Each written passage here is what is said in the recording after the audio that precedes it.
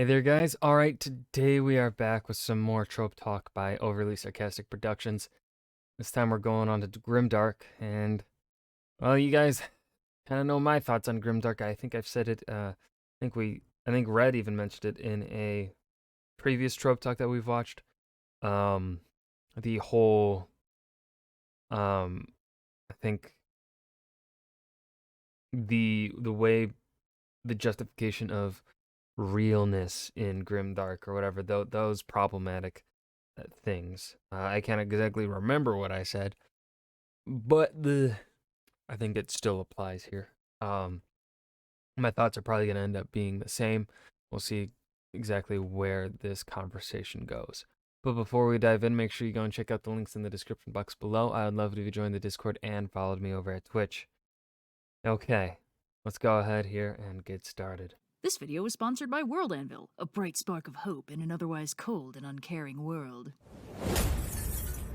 The Dark Age of Comics officially began in 1986, the year that saw both Frank Miller's The Dark Knight Returns and Alan Moore's Watchmen. Superhero comics had touched on dark themes before. Chris Claremont's God Loves, Man Kills, an X-Men comic that handled themes of religious zealotry and full-on genocide, came out in 1982, and Alan Moore's take on Swamp Thing, which is deeply grotesque and unsettling, also came out in the early 80s. But this is when comics started getting dark overall. The grittiness became the rule rather than the exception. There was a bit of an arms race, honestly. By the 90s, it almost felt like comic writers were trying to one-up each other in how dark, gory, and morally ambiguous they could make their heroes. This is the era that saw such developments as the characters of Cable, Lobo, Spawn, and John Constantine, and DC's Crisis on Infinite Earths, an attempt at rebooting the entire space of DC Comics that killed off hundreds of characters, most notably Supergirl and The Flash, and some say is still fucking up canon to this very day. As the 90s rolled on, the comic book Dark Age kept on trucking. The stories got darker, the characters got meaner, and there was this oddly pervasive feeling of embarrassment.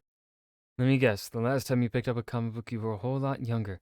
And it didn't look anything at all like this one. It was a skinny, floppy pamphlet with a shiny, brightly colored cover. The insides were a shade or two grayer and uglier than the comics section of your local Sunday newspaper. It was a trashy piece of entertainment, utterly disposable, of interest only to pre-adolescents and the mentally impaired. Whoa! It cost about as much as a candy bar. If that's what comic books are to you, you're not alone. Most comic books published in America fit that description, so most Americans naturally think that's all there is to comic books. Frank Miller. Yikes. With the previous eras of comic books. All those colorful spandex superhumans with wildly unrealistic power sets saving the day for truth and justice? How childish. How implausible. Now we had dark spandex superhumans killing people with their wildly unrealistic power sets for personal reasons. See, that's much more believable. Who needs to grow up now, Mom? This was the broad beginning of Grimdark, a space of stories that, true to the name, are grim and dark and nothing else. Grimdark is hard to solidly define, but before we try, we need to dive into the other major contributing factor to the genre, Warhammer 40k, a tabletop minis game first published in 1987. This game is the source of the term Grimdark. The game's tagline is, "In the grim darkness of the far future, there is only war." And it's pretty much exactly what it says on the tin. It's the far future, everything sucks, and everybody's fighting all the time. There are no heroes, there's no happy ending, there is only war. So here's the quick rundown. In Warhammer 40k, you pick an army, you spend way too much money buying and painting the minis, and then you use them for tabletop war games with other people and their armies of minis. Most people play as the Imperium of Man, specifically the Space Marines, but if you'd expect them to be the good guys, you are sorely mistaken. In the lore of the game, the Imperium of Man is an authoritarian nightmare that worships the mummified husk of a god emperor who they keep running with daily blood sacrifices. It's got the propagandistic no free thought allowed vibe of 1984 with exactly none of the subtlety. And the other options aren't any better. There are Hold on. There was no subtlety in 1984. That book sucks. There's no subtlety in fucking 1984, man. It beats you over the head. Also, the protagonist fucking sucks. I hated being in the protagonist's mind. God, he was fucking annoying. I hate 1984 and the way it is written. Again, I have no problem with the themes within 1984. I like the themes of 1984. I just think it's a very shittily written book. Really bad guys like the Forces of Chaos, demons from a parallel universe known as the Warp, where the psychic emanations of sentient beings from our universe produce twisted monomaniacal demons that rip through the fragile skin of reality to ravage our world. Fun stuff. They're in good company with the Tyranids, a massive psychic hive mind from another galaxy that is systematically using their massive xenomorph-style biomass of murder critters to chew through entire planets and appear to have the galaxy completely surrounded. I mean, between those two forces, everyone's pretty much boned already. The Tyranids are chewing through space, and the Forces of Chaos are punching big holes in it every time a psychic gets a headache. But it doesn't stop there. You can can play as the Necrons, the last remnant of an ancient empire that tried to escape death and instead turned into Terminator space zombies. Or the Orcs, green-skinned space football hooligans who have literally no priorities besides war. Or you could do what I did and play the Eldar, gorgeous, elegant, psychic space elves whose massive space empire was pretty awesome until they partied so hard it created a chaos god that shattered their empire and turned half of them into bondagey murder space pirates.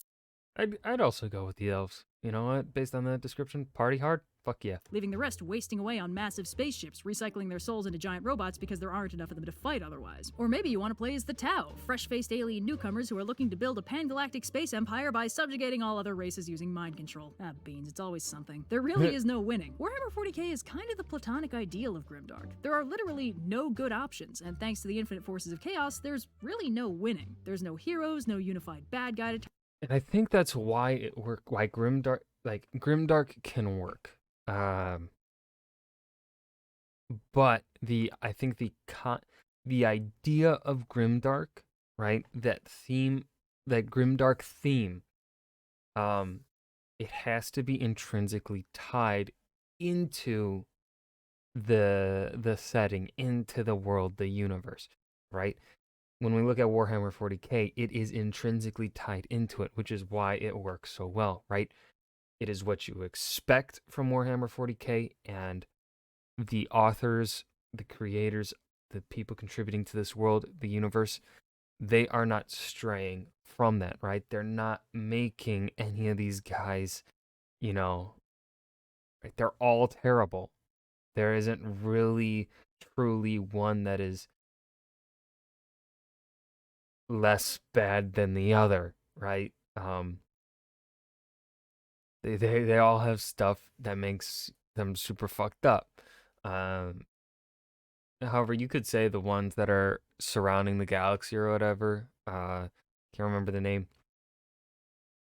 Those guys might be the super bad. Those guys might be the worst bad guys, just because they kind of seems like they may want to just kill everything. I don't know. I don't know the lore. But then when we look at it from comics are not.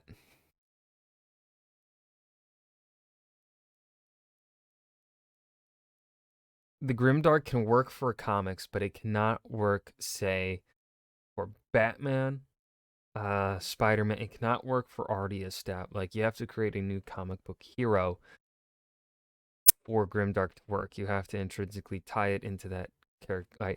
Because Batman, yeah, he's a fairly dark character because of his tragic past and stuff, and just Gotham in general is a fucked up place. But, he still doesn't kill people. He still is helping people. He is still philanthropic, right? Superman cannot be Grimdark because he's all about hope. That's who he is. That you cannot separate that hope from Superman. He is meant to always have that. Would George R. R. Martin's world count as Grimdark based on what we're talking about here? I guess in a way it kind of is, but also not, because I think George R. R. Martin, I think, is very clearly trying to tell you, specifically when you look at it Lannisters and Starks, right? We see the Starks, even though they are assumed all dead and captured, right? Sansa is, escaped actually. Arya is presumed married to Ramsay Bolton right now, but also escaped. Rickon and Bran are assumed dead. Robb Stark is dead. Jon Snow is now dead. So you have, and then Tywin Lannister ruled through fear, and we see that backfiring, especially around books 4 and 5. We start to really see the way that in which Tywin and the Lannisters generally rule their people start to extremely backfire on them because they are hated. They are not loved. The Starks, on the other hand, are loved by their people. And we see how, right, in that sense, I don't think George R. R. Martin is Grimdark. But I'm curious because we still got 16 minutes left in the video. I'm curious if she will talk about George R. R. Martin's world, because I do not consider George R. R. Martin's world grimdark. Based upon, like, grimdark, I think you can only have the grimdark trope if the themes of grimdark are intrinsically tied into the world where there's no good people, right? There's no hope, right? I think that's the big thing. There's no hope in a grimdark world. There isn't meant to be hope. Target, no Death Star to destroy, there's just war, and plenty of it. And, most likely thanks to the 1-2 punch of the comic book Dark Age and Warhammer 40k exploding onto the scene, their shared aesthetic of grimdark got mad popular starting in the 90s. This is also, not coincidentally, around when White Wolf started publishing their notoriously grim World of Darkness games. Now, since grimdark is more of a vibe than a genre, it's a little tricky to strictly define, but there's a few key factors that help narrow it down. See, lots of stories are gritty and dark without going full grimdark, which is a totally different ballgame, but it can be very easy to get them confused. For one thing, grimdark has no hero. Yep. Protagonists, yes. Heroes, no. Heroes are often ideals. Idealists are broadly representative of the idealistic concept of heroes. Grimdark is strictly anti-idealism, so no heroes. Grimdark protagonists will be morally dubious, self-centered, self-destructed, and or generally unpleasant. Yeah, see, and here if we take this rule number 1 of grimdark, then I definitely do not think George R. R. Martin is grimdark. He does have a lot of characters that are, like, in a sense, anti-idealism, and he likes to say that I think there are no real heroes. You know, everyone's a little bit messed up or whatever. But I think, oh no, he's never said there are no heroes, I don't think. But, like, you know, Jon Snow is very much on the hero's journey. So, yeah, heroes. It can certainly have protagonists, but those protagonists aren't heroes. Their motivations are usually entirely self-centered and morally dubious, their methods are deeply unpleasant, they're typically quite... And also, yeah, Jon is not really self-centered. He's doing things he thinks that will help others. Self-destructive, and overall they're not what you'd think of as a good person. They can be very sympathetic and relatable, but they're not someone you'd look up to exactly. Heroes often represent ideals. Grimdark protagonists don't. There are plenty of gritty, dark protagonists who are full-on heroes with paragon ideals or a strong sense of justice, and those guys aren't grimdark. And when they get rewritten as grimdark, it feels weird. That's what I was saying. Yes. If you take a grimdark setting and put a hero in it, they don't fit. Either the world bends around them through the sheer force of their protagonistness and ungrimdarks the setting, or the grimdark wins and they die, usually very nastily. Grimdark and heroes can't coexist. This is a case where Warhammer 40k has kind of an advantage. For the most part, as a war game, individual characters don't matter. There are a few special units with names and backstories, and the lore has plenty of characters in it, but no matter how cool their alleged narrative accomplishments might be, when the game gets going, they usually die pretty quick anyway. However, there are some tie-in novels that put focus more on individual protagonists, and those novels tend to have a much less overwhelmingly gritty tone than the actual game lore does. The world is still a hot mess, but the characters do heroic things and care about each other on a very deep level and forge genuine lasting friendships and other such hopeful things that don't normally feature in grimdark narratives. While the game is grimdark, it's hard to write a compelling story in that setting, so the books end up being not quite grimdark. Now, another key factor is that grimdark has no real hope for a happy ending. The world is broken and unjust, but there is no fixing that. Some stories present a problem and direct the heroes to construct a solution. Grimdark doesn't give the protagonist the solution.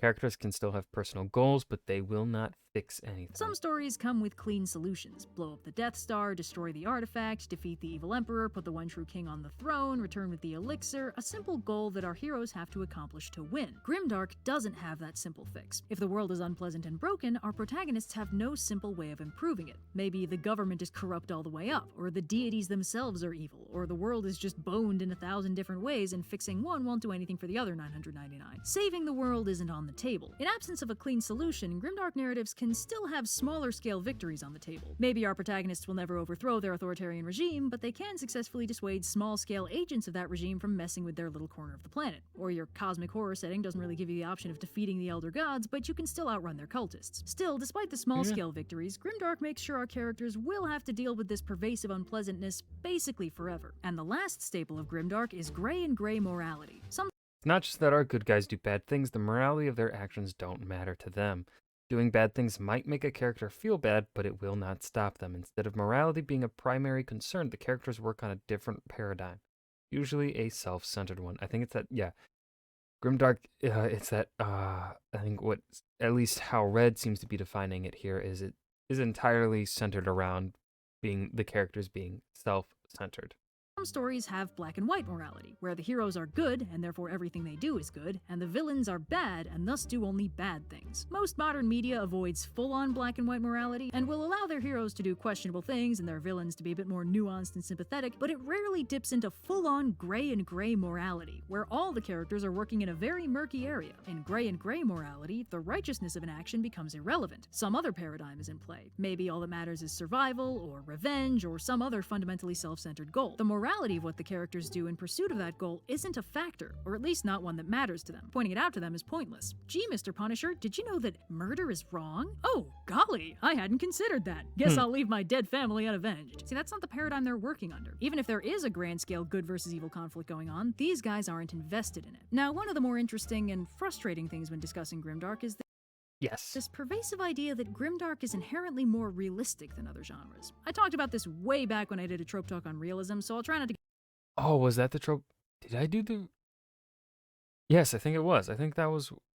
Yes. get too far off track, Yes. but the short of it is, Grimdark was a bit of a direct reaction to the more lighthearted, optimistic stories of the pre-Dark Age. Those stories had heroes and happy endings, and Grimdark said, that's dumb, and also for babies, check this out, and then started telling stories without those things. This ties into the general idea that optimism is naive, something you're supposed to grow out of, and pessimism is real, the state you grow into. And that's a load of hooey. Yeah, I said it. What are you gonna do, be sad at me about it? Optimism and pessimism are two sides of the same concept. One anticipates a good state of being, the other a bad one. Half full versus half empty. Ultimately, it's the state that matters, not what you expect it to be, so for the most part, optimism and pessimism are just personal attitudes and don't matter that much. But optimism and pessimism, when expanded into universalized concepts, produce two very different worldviews. The optimistic worldview believes that things can go well, that the world can be better. The pessimistic worldview believes that they can't and won't. And in this case, the optimists have it. The world can improve and has several times. Heroes have existed, and the world has been, on occasion, saved by them, or at least greatly improved. This is the concept highlighted by classic fantasy authors like Tolkien. Grimdark is part of the counter-argument put forward in response to that by more jaded authors like George R.R. Martin. See, this. I disagree. I disagree. I don't think George is at all jaded. He is very much. He now one argument I saw this on TikTok a while ago, but this one creator was talking about the themes within George's world, right, and how how it is a very violent world, especially towards women. And what they pointed to was George's experience in draft dodging during the Vietnam War and how people fought back against the Vietnam War inside America was that they would show the extreme violence that was happening in Vietnam, right? So they fought back against the thing they disagreed with by showing the extreme violence happening over there, right? So George is anti-war. So within the Song of Ice and Fire, there's a lot of fucking war, and it is fucking brutal. And he is also, you could say, maybe not a feminist in perhaps the more modern sense of it, perhaps more of a feminist in that late that 90s, early 2000s, perhaps more idea of it. I don't know. Well, how has it evolved? But he's very much someone like, yo, the patriarchy's fucked up, dude. And so he shows the patriarchy being extremely fucked up. And right, that it is totally understandable for that not to work for a lot of people, especially women. Right? It totally makes sense. It totally makes sense why people may not like that. But it is the theme that he is going for. And as I was saying with Jon Snow, Sansa Stark, even though Sansa is becoming more jaded, you could say, and Jon Snow's gonna get resurrected, and I think people are predicting him to be a lot more dark, more grim, when he comes back to life, he's going to be more jaded. I do think he's still going to, those ideals I don't think are going to go away. I think George very much believes in the whole, you know, the goodness of people winning over long term. Like, I think the message he's trying to show is in the short term, uh, corrupt, bad people um, are going to win short term, but they don't have what it takes to last long. And it's the people that are doing good, striving to do good, even though they may do morally dubious things, the people striving to do good, to be good uh, in their hearts, right? Those around them, they will inspire the love long term that is better for the world. Um, and I think that keeps George from out of being grim dark. Uh, I would say his world. It's hard. Oh man, the definition makes it so hard because it's like, in one vein, yes, because within George's world, uh, characters can fucking die. However, they still matter, right? Like as she was saying, that with Warhammer 40K, in the books the characters matter, but in the wider sense of the world, they don't. I think in George's world, it is the characters do matter. Their deaths, Ned Stark's death, is still affecting so many things, even into Book 5, and he will probably continue to be significantly mentioned in books 6 and 7, right? So I don't think George fits Grimdark. Now, this counterargument isn't all grimdark. At its most sophisticated, it's more of an attempt to humanize these otherwise mythologized heroes, to point out that the people who change Oh, okay. So she's saying what I'm saying? Hold on, we're gonna go back. has been, on Get the occasion, full saved thing. by them, or at least greatly improved. This is the concept highlighted by classic fantasy authors like Tolkien. Grimdark is part of the counterargument put forward in response to that by more jaded authors like George R.R. Martin. Now, this counterargument isn't all grimdark. At its most sophisticated, it's more of an attempt to humanize these otherwise mythologized heroes, to point out that the people who changed the world, even for the better, were still people, and thus probably at least kind of an asshole. Now, Tolkien and Martin are actually really good examples here, because for one thing, they both did a really good job presenting their worldview, and for another, they're really not as opposed as people seem to think. And here's the Okay, so she is. I think she is going to say what I was trying to say. Yes, like people fucking nag on George for, I guess, being like anti-Tolkien. No, motherfucker loves Tolkien. He's just said like, and people look to an interview of him saying that he disagrees with Tolkien's decision to bring back Gandalf. He doesn't.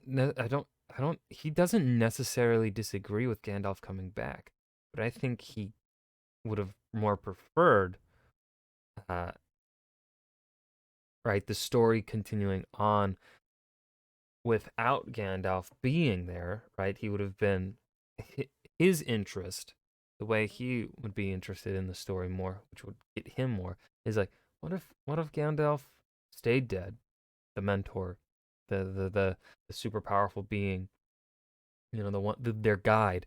What if he stayed dead? How would the Fellowship have navigated that? Right? He's interested in that kind of thinking, whereas Tolkien was like, you know,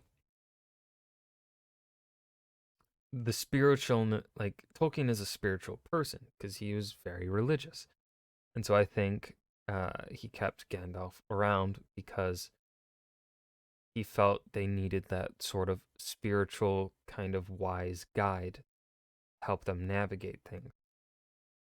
In a way, I feel like I'm wording this super poorly. But also George has also said like, or if Gandalf comes back, have him be more different than how he was, right? Gandalf essentially has the same kind of personality as he does from before he died. George is like, when people die and then they get brought back, they should be really different. Now, of course, technically speaking, Gandalf was different because he now assumed the role that Saruman originally had. He says it when he shows up to Gimli and Aragorn and Legolas. He's like, and Fangorn, he's like, I'm Saruman as he should be, whatever, right? He's not technically Gandalf anymore, but he has the same, like, aesthetic. Well, he has the same face as Gandalf, talks the same as Gandalf, right? It's a weird thing to look at because in one sense, George is right. Gandalf did not change much, but in another sense, right, Gandalf did change a lot because his role is now different. His role as Gandalf, the Grey Pilgrim or whatever, was to kind of guide people. And then when we see Gandalf come back as Gandalf the White, he is more so in a more leadership position and is more actively pushing the pieces on the board to fight against Sauron. Um, you know, so yeah, it's yeah. The kicker, they both delved into realism. Yeah, really. While Game of Thrones is much more low fantasy and low magic than Lord of the Rings, neither author shied away from the realistic human element of their respective adventures. George R.R. Martin doesn't shy away from showing a character pooping themselves, but Tolkien Yeah. also delved into some pretty intense psychological misery when he wrote Sam and Frodo struggling immensely to make their way through Mordor. Tired Exactly. Sam and the ending for the hobbits, specifically Frodo, really is not a happy ending. Really, none of Aragorn and Sam, you could say, kind of might be the only ones that really get a truly happy ending. Well, and Faramir and Eowyn get a pretty happy ending. Frodo really does not. Frodo does not. He does no longer feels like he is home. He does not. Middle Earth does no longer feels like his home. He's been through too much. He cannot. He does not feel he can meld back into society. He just does not feel like he fits anymore, and so he has to go to the undying lands. And even there, he may not be all that happy. Sam, has to say goodbye to his best friend, Master Frodo. And then after his wife dies, his children have grown up, he then also goes to the Undying Lands to be with Frodo. So, like, yeah, it's tired not and a miserable happy and forgetting ending, the taste of really. food. The scenario was fantastical, but the characters reacted in very realistic ways. And someone who fought in World War II would be pretty qualified to describe the Now, I did read the caption of this video. She did correct herself in the description. She's like, he fought in World War I, not World War II, my bad. lingering effects of dragging yourself through a war zone and forgetting what it felt like to be anywhere else. Plus, if you've ever read the Silmarillion, Tolkien's not exactly an idealist. Yes. I think he's an idealist in the sense that even though there is immense bad going on, and it can lead to immense tragedy, that should not stop people from being good and doing doing good. uh, to keep persevering. But yeah, like the kinslaying, at the docks or whatever, at the shipyards, uh, the sons of Feanor, Baron and Luthien is a pretty. The tale of Huron, Huron Turumbar or whatever, and how I think it's his sister he fucks. Didn't he lay with his sister? Isn't that what it was? It's yeah. And he certainly doesn't shy away from the gross stuff. There's plenty of incest and murder. I mean, he did base it on Norse mythology. The only real difference between these two is the framing of the world. Tolkien's fantasy world can be saved. Heroism and moral righteousness pay off, and the good guys save the day. Martin, not so much. Delving into court intrigue and political power plays mean a lot more assassinations and a lot less actual good getting done. Can this world be saved? I mean, probably, but not by any of these guys who are so caught up in their personal squabbles they literally can't agree if fighting the endless zombie death army. Yes, she is nailing his. She gets it. She gets it. Right? It's that uncertainty. We don't know if our heroes will be able to, the heroes that have those grand ideals, that the ones looking at the bigger picture, we don't know if they will succeed because there are so many other players in the scene, in the setting, that are so self-centered that the self-centeredness is outnumbering the people with the ideals, the selflessness, the want to save the wider world. So we don't, that uncertainty George does really well, as we're uncertain if they can succeed. Is a good idea or not. In any other year, I'd have called that unrealistic. While Martin fits the grimdark aesthetic more, he's really not as steeped in it as some people think. And the idealist high fantasy he's pitted against has a lot more in common with his work than some people would like to admit. Now, there's one very interesting thing about grimdark. Since the no real happy endings rule is pretty definite, that kind of rules out most plot-driven storytelling. It's hard to get an audience invested in the outcome if it's guaranteed to be unpleasant. In light of that, most grimdark narratives end up being either character-driven or theme-driven. We can get invested in characters no matter how morally dubious they might be, and a lot of grimdark stories sell us completely on the character dynamics and convince us to root for an ending that has no good impact on the world overall, but provides some kind of closure for the characters. The ending doesn't even really need to be that satisfying if it leaves us feeling the right kind of unpleasant. For instance, The Last of Us got the audience to root for Joel and Ellie to get along. From the beginning, we sympathize with Joel, but he still acts like a jerk, and we like Ellie because, let's face it, she was handcrafted to be sassy and lovable. This causes us to root for Joel and Ashley Johnson. Joel's character development to make him less of a jerk because we want to see Ellie happy and she's invested in him being nicer to her. And when Joel starts opening up, that lets us get invested in their dynamic and root for it to improve. Some grimdark goes even darker for the resolution. Various issues of Sin City successfully guide the audience to root for the protagonist to die. Yeah, it mostly works because the characters come across as very lost and purposeless, except for their gritty determination to either murder somebody or protect somebody at all costs. They convince you over and over again that for these characters, dying after successfully doing their one thing is the only satisfying conclusion. How grim. And dark. And then there's theme-driven grimdark, where the characters are basically exemplary victims of the horribleness of the scenario they're stuck in. Grimdark themes often explore cosmic horror, hopelessness in the face of overwhelming force, the terrors of authoritarianism, and basically anything that boils down to this sucks and I can't do anything about it. These stories are ways to explore deeply unpleasant scenarios. Books like 1984 do so specifically as a political warning, and many post-apocalypses are similarly theme-driven to get across that, hey kids, destroying the world is probably bad. But you also get a certain amount of overlap, where a character-driven narrative still explores a central theme, like humanity or the loss of humanity, which is quite popular, or even something really specific, like how Mad Max Fury Road is about the pointlessness of searching for a perfect promised land instead of putting in the hard work to build the best life you can from what you have. But for all that, it can kind of be hard to see the appeal of grimdark. Like, for me, personally. I have pretty simple tastes. I like heroes and I like happy endings, and I don't really have that much patience for edgier-than-thou nihilism. I can understand the appeal of more nuanced stories with bittersweet endings or unconventional protagonists, but grimdark as a genre kind of... Yeah, see, that's why I love George R. R. Martin, because it's that nuanced, right? You still see the hope there. It's just, you are a lot more uncertain if the hope and good will win. But it doesn't necessarily mean that it will be for nothing, right? They still matter. Everyone matters, I think, is a lot of the things that George tries to get across. Like, yeah, everyone can die in a gruesome way, but they still matter. They still will affect the world around them, and how they affect the world around them matters. How you affect the world around you matters. Being a good person matters. Being a good person leads to a longer term happiness and goodness for the world, I think, is a lot of what George is trying to say. Now, of course, we cannot say this for certain until books 6 and 7 are out. I do think book 6 will be out within the next couple years.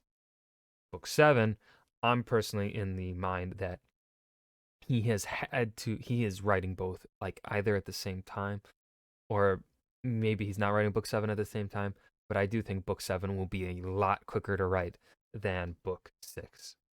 So kind of strips away everything that I personally like about stories and storytelling. It's hard for me to get invested. I want characters I can root for playing out arcs that I want to see resolved. For the longest time, I didn't get the appeal at all. And then I watched Chicago. Now I'm gonna be clear, Chicago does not fit the Grimdark aesthetic. It's a dang movie musical. It's all glitz and glamour and all that jazz. But there are no heroes. Every single protagonist is a terrible human being. There's no interest in morality. The protagonists are all murderers trying to avoid legal consequences for their actions and the lawyer helping them do it. And the outcome that you're theoretically rooting for is a total miscarriage of justice. And there's really no hope for a happy ending because it's clear from minute one that the protagonist Roxy kinda sucks and really can't make it in showbiz like she wants, and that what she's mistaken for her fame is just her 10 minutes in the spotlight because of the murder she did. There's no one to root for and there's no happy ending. I should have been clicking back over to Dragon Ball Z 10 minutes in. I didn't. And it took me a little while to figure out why. It's because the characters were well written and inherently compelling, and while none of them were headed for a happy ending, some of them were heading for karmically satisfying ones. Watching these terrible people from a third-person omniscient perspective lets you really appreciate how terrible they are, and then you get to watch their dreams die as they crash and burn. It's oddly satisfying, like a story without heroes that still lets you watch a villain get their third act comeuppance. Now that's one reason Grimdark can be appealing, but it's not the only reason. Oh, another one that I guess would be considered grimdark. I think actually, yeah, no, this one I think fits grimdark. Is the Plague Tale series, Plague Tale Innocence and Plague Tale Requiem. Now, Plague Tale Innocence actually is not too grimdark, though some people still kind of call it misery porn. I don't think Innocence is. I don't think Requiem is misery porn either, but that one is definitely dark as fuck. And I think treads that line of almost being misery porn, and I can totally see why some people would say Requiem is, misery porn. But I think Innocence ended on a kind of more happier note. Requiem still has that idea of hope there, but it is super, it's so dark. It is so dark. I think I would probably classify Plague Tale as grimdark more than I would George R. R. Martin's world, because the heroes will do fucked up things.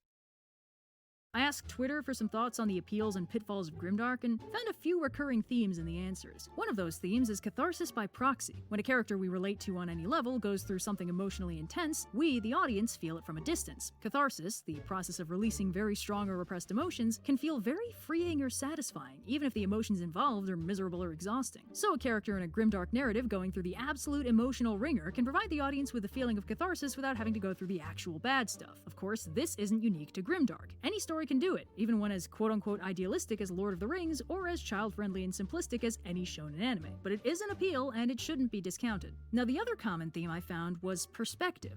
A character in a Grimdark narrative goes through a lot. If the audience compares the character's experience to their own life, instead of relating to that character and feeling for that character, they might end up feeling a sense of relief. Like, hey, things are lousy, but at least I didn't just get stabbed by my own dudes or bitten by zombies. It's like the relief of waking up from a nightmare. The nightmare sucked and you don't want to do it again, but realizing it's not real can be very soothing. A whole lot of things you were worrying about suddenly don't matter anymore. Now, while this can work, it only really works if the audience doesn't care about the character. Audiences can get very invested, and it doesn't necessarily matter if their own life is really comfortable if their favorite fictional character is having a really bad time. They might go better them than me, or they might send the author death threats. And it's that perspective there that I think is why Last of Us 2 does not work, where it doesn't work for me, because I really like Joel. I care about Joel. Now, Joel could have died, right? Joel dying is not necessarily what breaks the appeal of Last of Us 2 for me. It is not getting my revenge, not feeling like I got my proper revenge for Joel, right? Because it's like Joel would have burnt the world down for Ellie. Joel would have not hesitated in killing Abby had the roles been reversed, had Ellie been the one killed. So, yeah, just left me so unsatisfied. That's why I think Last of Us 2 didn't work for a lot of people, right? Whereas for some people that works. A lot of others, no. Character is having a really bad time. They might go better them than me, or they might send the author death threats. It is interesting to note, by the way, that both perspective and catharsis by proxy only work if they're a form of negative escapism. People who actually deal with very upsetting stuff on a daily basis, like grief counselors, people struggling with personal trauma, etc., often actively avoid all things grimdark and favor much more lighthearted, optimistic media. If grimdark is like a cold shower, a quick bout of misery to energize you for the rest of the day, then you can see why it wouldn't seem too appealing for someone who spends the rest of their day in the emotional equivalent of an ice bath. There was also an interesting answer I noticed where some people suggested that seeing characters struggle even in the face of utter hopelessness was encouraging. And I'm gonna be honest, that one doesn't make any sense to me, because Grimdark prides itself on screwing over those exact characters. If you want to see persistence in the face of hopelessness be rewarded, you can look to any other genre of fiction. Grimdark is pretty much the only one that'll swat you in the face with a wet towel and call you a dork for believing the universe would ever reward a heroic effort. And if it doesn't do that, it's not Grimdark. I guess the bottom line is, Grimdark has appeal. I mean, obviously, enough people like it that it has to be doing something. Even though it's precision crafted to be generally unpleasant and miserable, it really does work for some people, and sometimes you're in the mood for a little catharsis by proxy. But it works best in moderation, and it's definitely not the be-all end-all pinnacle of fiction. It has its place, but so does the stuff it's a reaction against. Grimdark can be aggressively nihilistic, but the purpose of fiction is, in many cases, to inspire. And nihilism generally doesn't do that. In his 1993 essay, Let There Be Dragons, acclaimed Discworld author and all-around excellent dude Sir Terry Pratchett said something that I personally think is unimaginably beautiful and incidentally also describes 100% of my thoughts on Grimdark. The quote goes like this: "Why does the third of the three brothers, who shares his food with the old woman in the wood, go on to become the king of the country? Why does Bond manage to disarm the nuclear bomb a few seconds before it goes off, rather than, as it were, a few seconds afterwards? Because a universe where that did not happen would be a dark and hostile place. Let there be goblin hordes, let there be terrible environmental threats, let there be giant mutated slugs if you really must, but let there also be hope. It may be a grim, thin hope, an Arthurian sword at sunset, but let us know that we do not live in vain." Hope is the ultimate motivator. On some level, it's the only motivator. If it seems like I have personal beef with Grimdark as a genre, it's only the same beef I have with everything that treats hope like a dumb, childish concept rather than the fundamental core of human experience. Hope makes us believe things can be better. Once we stop believing that, we stop trying to make things better. And guess what? Then things don't get better. Pessimistic nihilism is the ultimate self-fulfilling prophecy, and maybe it's the 2020 talking, but man, I have straight up run out of patience with people who give up on a better world and then have the audacity to tell other people that they're naive or stupid for still trying. The Grimdark worldview preaches that everything sucks and nothing will make it better. If the ideal of the Grimdark genre is really struggle in the face of hopelessness, then act like it. Dare to believe the world can be better and fight for it. And if that's really the ideal of Grimdark, then why does every other genre do a better job of inspiring it? Grimdark can totally be fun, but man, don't let it define your worldview. So, yeah. And that was Overly Sarcastic Productions Trope Talk on Grimdark. This was really well done. I think this might be my favorite of the Trope Talks just so far, just because of how, personal I think Red made this one. In that, she really gave her opinions here on the trope, and really dived into some nuance here, I feel like. Yeah, I really enjoyed this one. Not my longest Trope Talk video, though, of course, but it's up there. This was really fun to do. I hope you guys enjoyed as well. Remember to hit that like button and subscribe below. And I'll see you guys in the next video. Peace.